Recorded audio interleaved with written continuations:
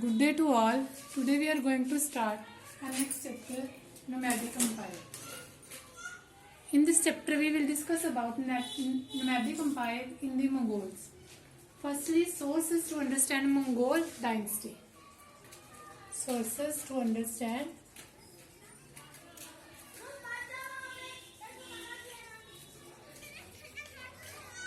about Mongols. The steppe dwellers themselves usually produced no literature, so our knowledge of nomadic society comes mainly from chronicles, traveler and documents produced city-based literature. जो nomadic empire का literature है हमारे पास इतना ज़्यादा historian को इतना ज़्यादा find up नहीं हुआ क्योंकि उस टाइम पे इतना ज़्यादा वो लिटरेचर से अननोन पीपल थे. These authors often produced extremely ignorant and biased reports of nomadic life. The imperial success of Mongol attracted many travelers. These individuals came from a variety of backgrounds: Buddhist, Christian, Turkish, and Muslim. Many of them produced sympathetic accounts and others hostile. ठीक है, उस time पे जितने भी जो historians आते थे जो ऑथर्स आते थे उस टाइम पे नोमैडिक एम्पायर पे, वो क्या करते थे, या तो एज अ हॉस्टाइल आते थे या फिर उसी एरिया के रहने वाले पीपल थे जिन्होंने लिखा. इट मीन्स उन्होंने उनकी प्रेस के बारे में ही लिखा हुआ है. उनकी जो बैकग्राउंड्स है, उनकी शॉर्टकमीज है, उनके बारे में भी इतना ज़्यादा पता नहीं चलता. Social and political backgrounds of Mongols. The Mongols were a diverse body of tribal people, spoke similar language. Some of the Mongols were pastoralists, while others were hunter-gatherers. The pastoralists tended horses, sheep, goats, and camels. They lived a nomadic life in the steppes of Central Asian of land in the area of modern state of Mongolia. ठीक है, जो modern state की जो थी, modern state थी Mongolia की, वहाँ पे मंगोल डायनेस्टी के पीपल रहते थे. ठीक है, वो एज ए pastoralists अपनी लाइफ को स्पेंड कर रहे थे.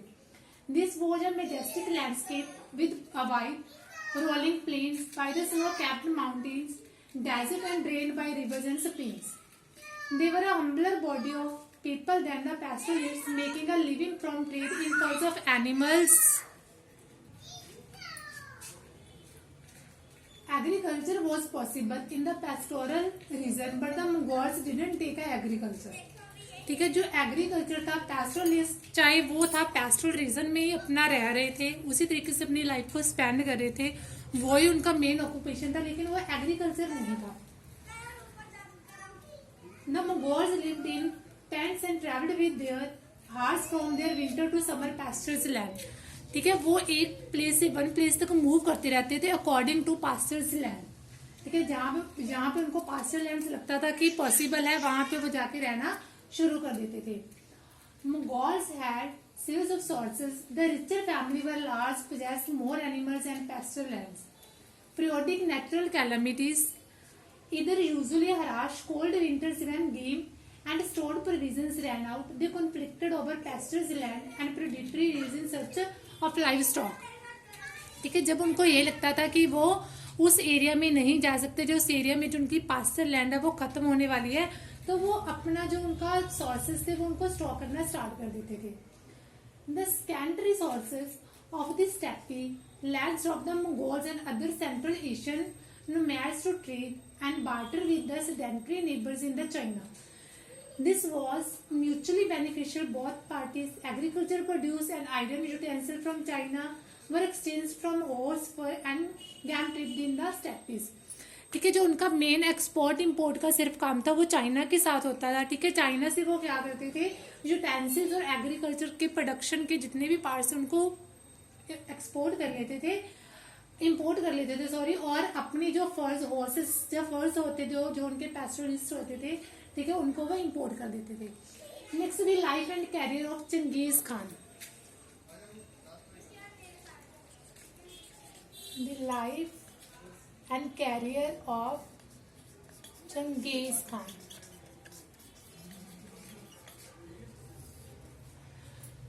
Now Genghis Khan was born in 1162 near the Onion River in the north of present-day Mongolia.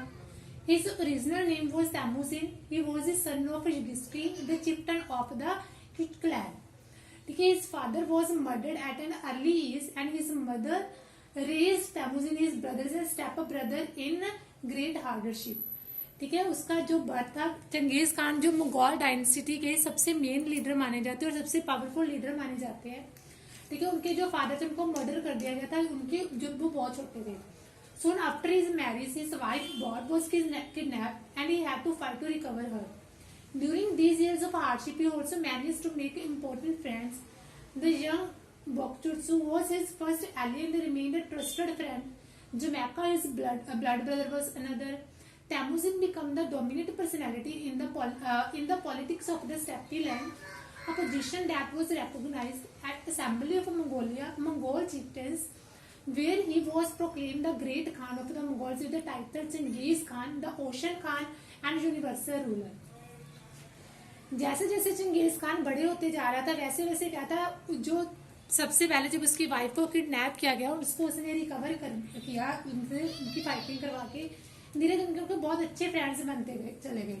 ठीक है. और तेमुजिन मंगोल डायनेस्टी का सबसे फेमस पर्सनैलिटी धीरे धीरे बनता चला गया. और जो मंगोल पीपल थे उन्होंने उनको अलग अलग नेम दिए, जैसे great Khan, Genghis Khan, ocean Khan and ocean Khan and universal ruler. Wars and expansion of Mongols under Genghis Khan.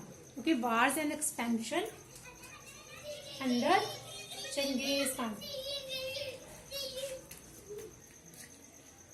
Wars and expansion under Genghis Khan.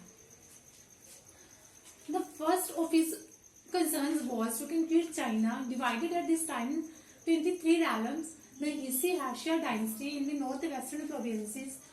China dynasty ruled North China and Sogd dynasty, Song dynasty in South China.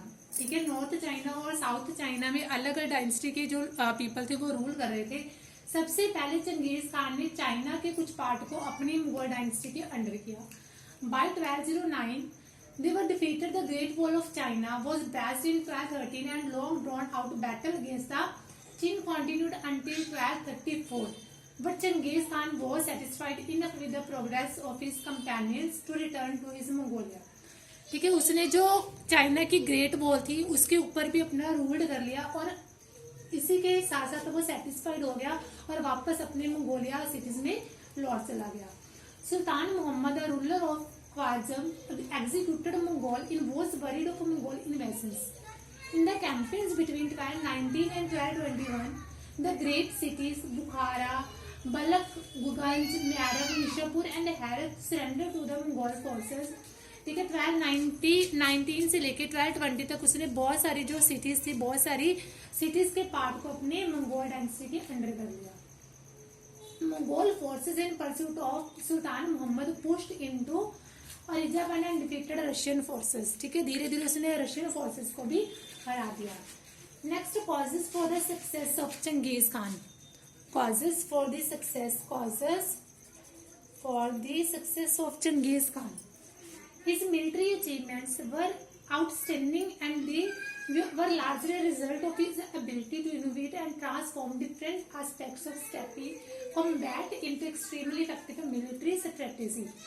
ठीक है. Genghis Khan की success का सबसे जो बड़ा part था, बड़ा main जो रीजन था वो ये था कि उसकी जो आर्मी थी, वो मिलिट्री जो आर्मी थी वो बहुत ही स्ट्रेंथफुल थी. Next, the horse riding skill of the Mongols and the Turk provided speed and mobility to the army. Their ability as rapid shooting horseback were further perfected during regular.